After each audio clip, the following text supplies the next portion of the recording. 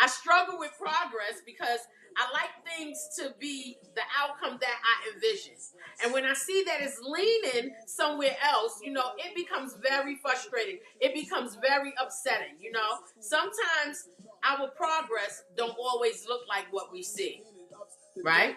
And I'm going to say that again because it doesn't mean that you failed. It just means that sometimes the progress that we envision just doesn't come out the way we see it. Sometimes it can come out better.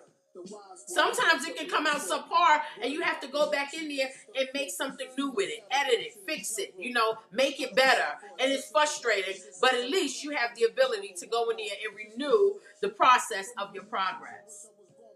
Myself, I am always innovative while seeking newness and ideas that I want, to see into fruition or, I want to see have a successful outcome.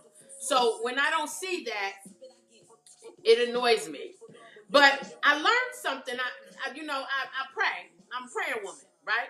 No matter what I do, I encourage everybody to pray. I don't care what your life is, how you live your life. That's your life, but you still have the ability to pray. So I pray, and the Spirit led me to 2 messages. And it's funny where it led me, and I'm going to share it with y'all, right? Joe Budden's podcast.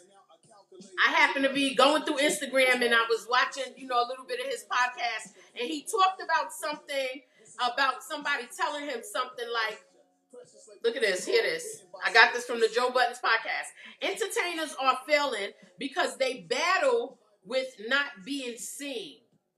We live in a world right now where social media wants us to feel like we all need to be seen. Everyone is trying to go viral. Whether they have talent or not, they're doing whatever they can so they can be seen. And he was saying that someone told him that is how a lot of people fail because they get bothered from not being seen.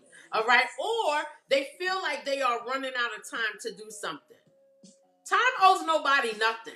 You have to take advantage of it as much as you can.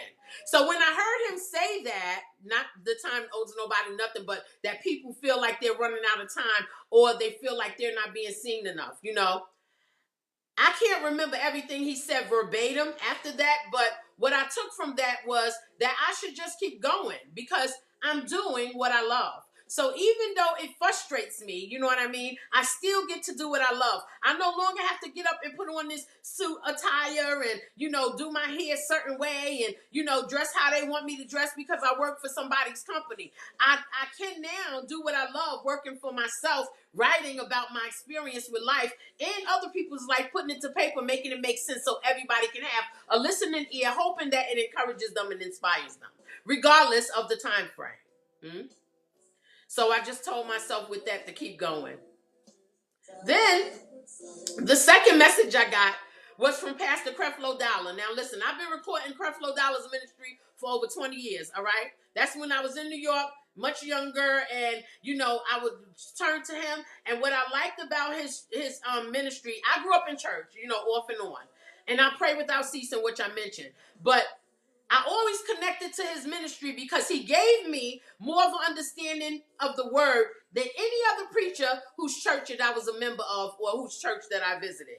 Outside of, that's with respect to Pastor Bennett from Cornerstone Baptist Church in Chesterfield County, Virginia. Shout out to Cornerstone Baptist. Pastor Bennett was dope, all right? His message and his understanding of the word, he spoke in layman terms so you can get it. Not just hear it, get it and be doers, not just hearers, right?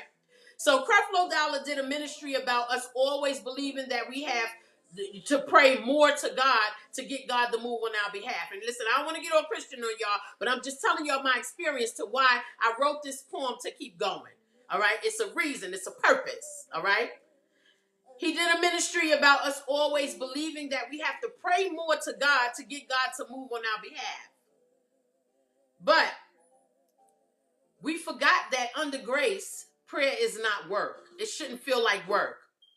Actually, it is responding and participating in what he has already done. So, I feel like God knows what I need. The prayer just keeps me connected, all right? And if I don't know anything else, I know that God don't play about me, and I'm blessed.